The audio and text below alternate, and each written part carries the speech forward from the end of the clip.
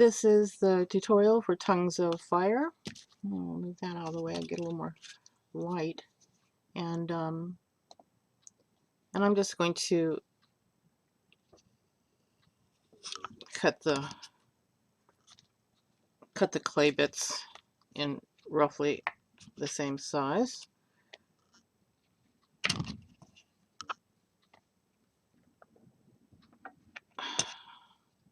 I love this thing. This thing is like, it's worth its weight in gold. Okay, that's one. Okay,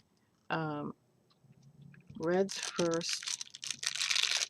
Okay, and I use the diluent for the red, but I use the baby oil for the yellow, and it's like, it's a little tacky and it smells like baby oil. So take that.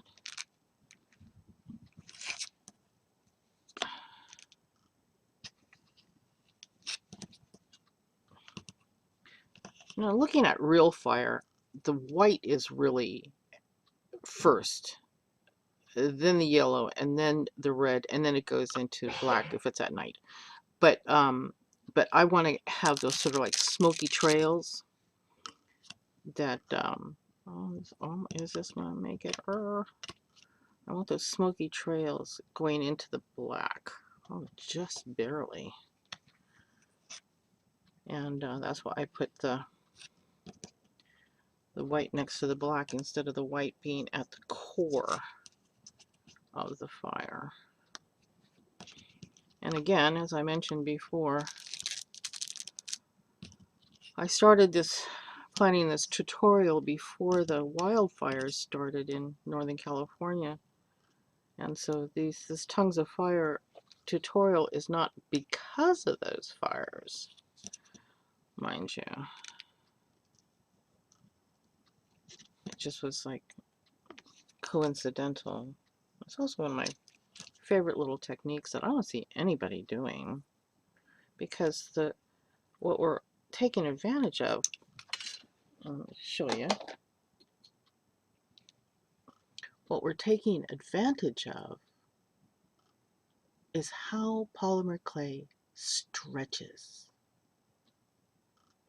And you can stretch it, and then the color has to go along where the stretches are. Okay. Right. So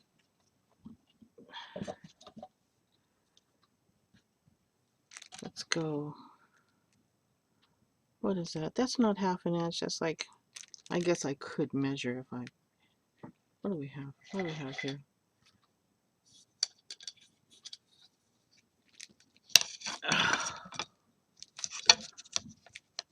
Okay. So I'm saying like that much. And that's less than a half an inch, more than a quarter of an inch. That's why I don't measure. Like, I know I'm pedantic, but sometimes, even with cooking, who measures? It's like my mother taught me by saying, "Oh, butch of this and a butch of that." It's like, what's a butch? What's a butch? What is that? Okay. And now I'm gonna cut this in half. And the way I cut, and see, these are not even. The way I cut things in half is I just put my hands together like this, fingers touching, little fingers at the edge, thumbs at the middle, and I figure, that's about half. And is it? Yeah, close enough. Close enough for government work. Okay, now we might want to come in a little closer. Yeah.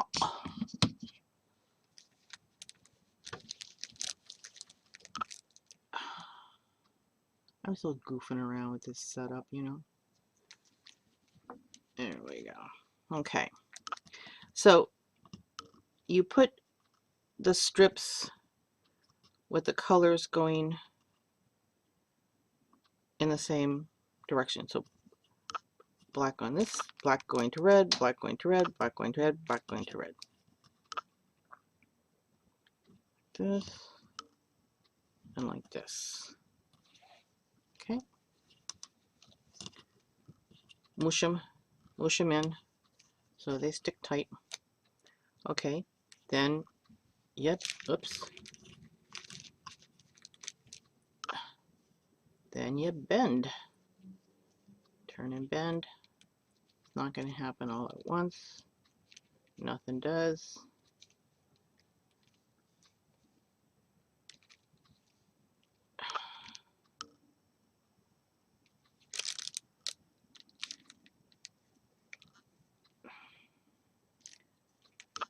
You know, I get to this point, I go, what am I doing? And it's just gonna fail, and people are gonna know that I'm a goofball. And it's like, oh, relax. I have to tell myself, relax.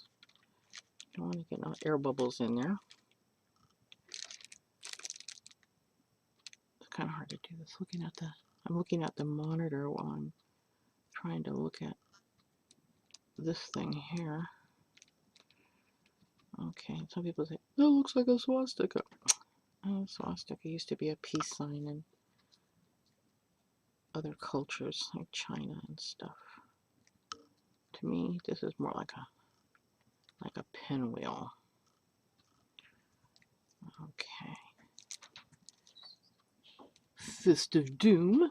Okay, and then as I reduce, I'm pressing in on the sides, pressing down at the top.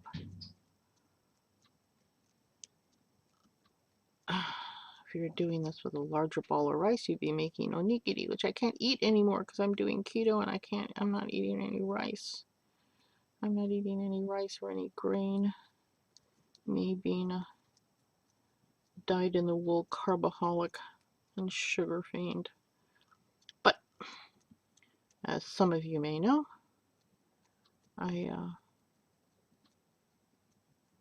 well, I had the red on the outside, which means if I line it in black, then the red's gonna go into the black.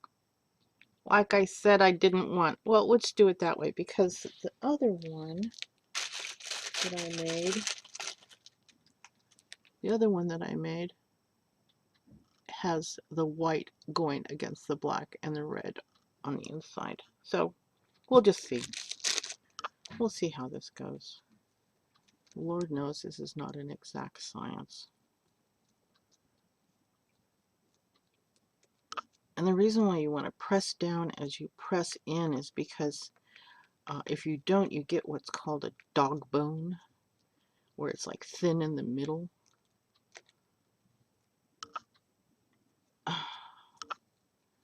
It's thin in the middle and it's like fat on the ends. Okay, let's see if I have enough black. No. Let me see. What do we got here?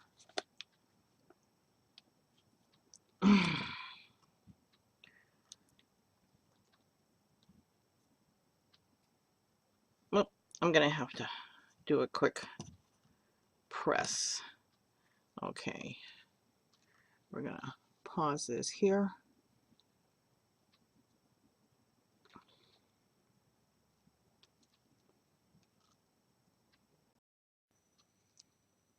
I took the last bit, the first bit of this tutorial and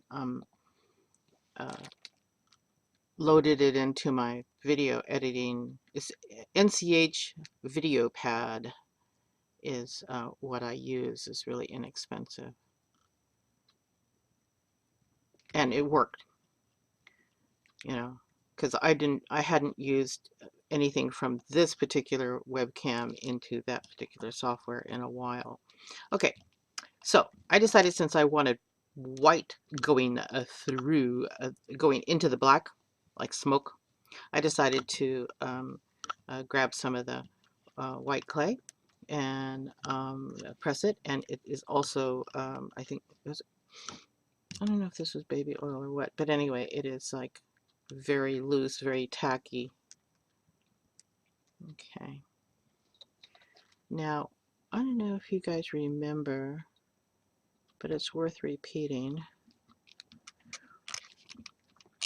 When you want to get a flush edge to anything like this, what you gotta do is you have to roll it, okay? Let me see if I can bring it up here. You gotta roll it, and you gotta press until you get like a little line. I don't know if you can see that little line there. Can you? Wait a minute. Arg, arg, arg. Make me talk like a pirate.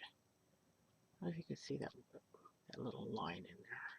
Anyway, you press it, make a little line, and then the trick is to cut it inside that line, because the whole line is like the thickness of the piece that meets it. This should be flush, okay? Or I'm full of baloney. Well, it's flush. It's better than an almost flush is better than an overlap, because an overlap ends up looking like this when the design's done, and flush is like as you know. So that's that there. Give it the fist of doom. Work out the dog bone, and let's see about getting some black on there. Okay.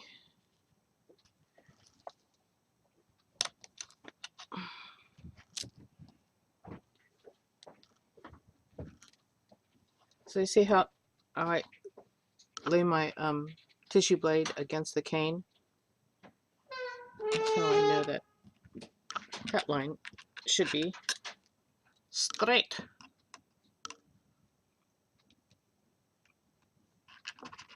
All things being equal. Okay. You know, at 20 years of doing this, I have not cut myself once. Watch, I'm gonna cut myself just because I said that, because I end up jinxing myself. Okay, so is that straight? It's so funny. My second born son, my two older sons qualify for AARP. That's how old they are. My second born son is gay, and my firstborn son is straight, and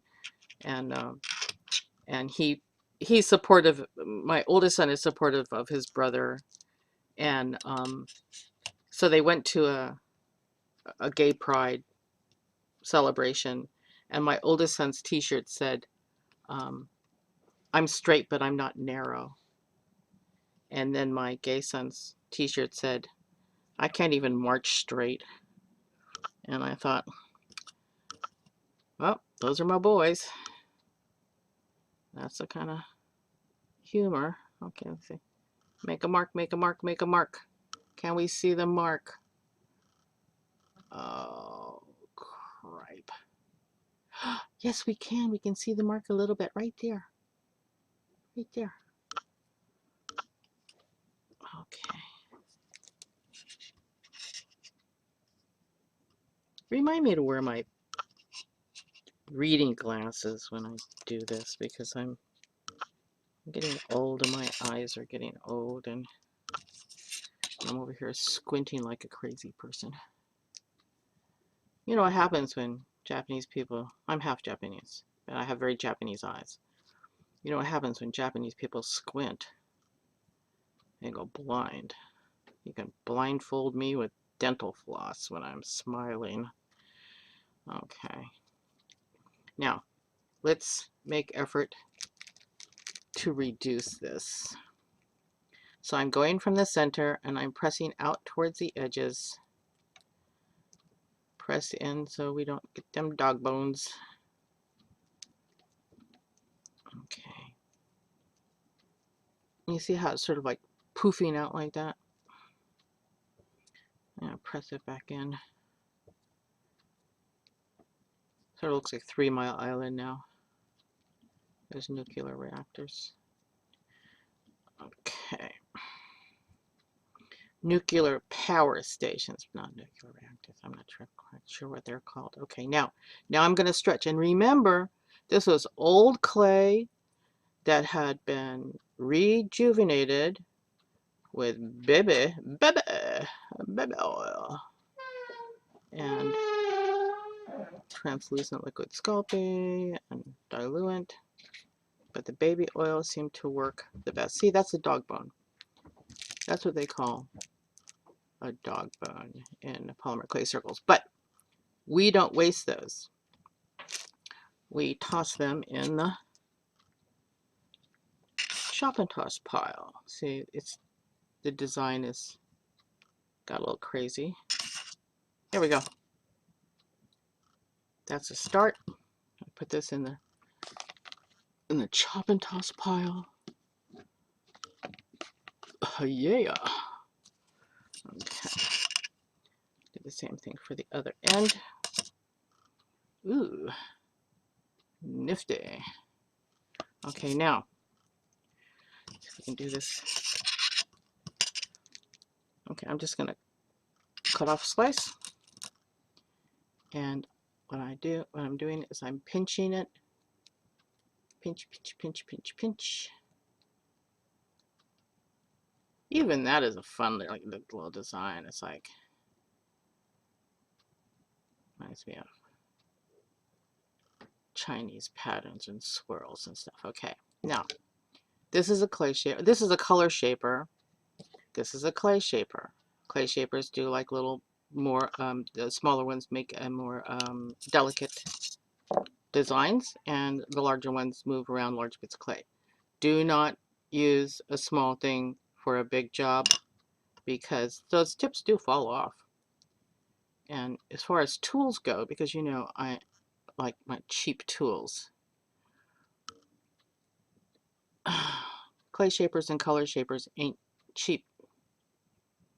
They're not like, you know, bamboo skewers that you buy at the supermarket, which is more my line of. Okay, now making this into a like a pinch pot.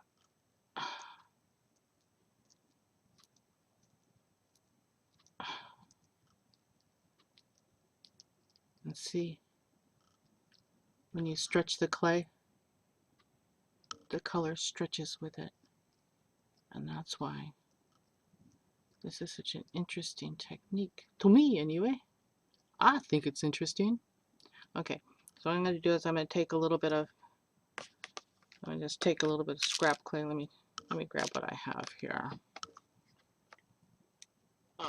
I'm just going to take a little bit of trim, and I'm going to stick it in the bowl. I mean, miniaturists, that's your bowl. You know, you put that in your dollhouse. Call it a day. Put it in a African or American Southwest motif room. Okay, this is what, when I go for getting the tail of the bead that has a tear shape, I just pull it and see, I love how it goes like that. It's just like, to me, that's lovely, lovely and fascinating. Okay, and then I'm gonna pull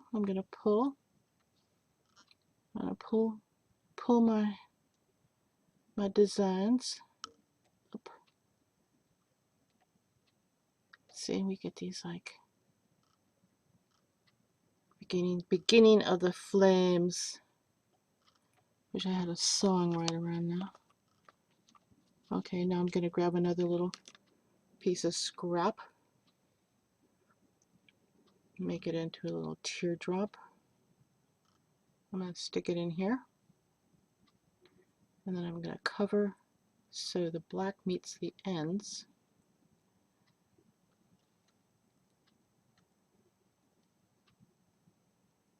Let me see. I realize when I listen to these videos, I do a lot of grunting and groaning, but my family will tell you I have a tendency to grunt and groan, like when I'm getting up out of a chair or I'm doing something, I'm always grunting and groaning.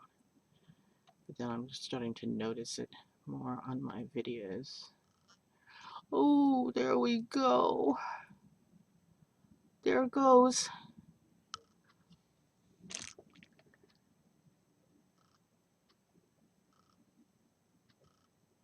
Tongues of fire. You know, there was this story about this guy was at a hardware store down in the South, and in the window they had a nativity scene, but it had firemen's hats on top of the Magi, the three wise kings. And the guy asked him, "Why do you have fireman hats on the three wise men?" And the owner of the hardware store said, "Well, they said they come from afar." And see, being that my daddy's he was from Mississippi, I can do this stupid kind of jokes. Okay, what I look for, okay. I look for what is like not so interesting side.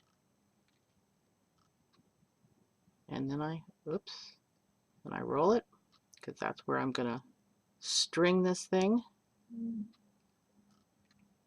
And that's how I made a Tongues of Fire teardrop bead. And here are a bunch of them, looking like sleeping snakes. Okay, so there you go. Let me see.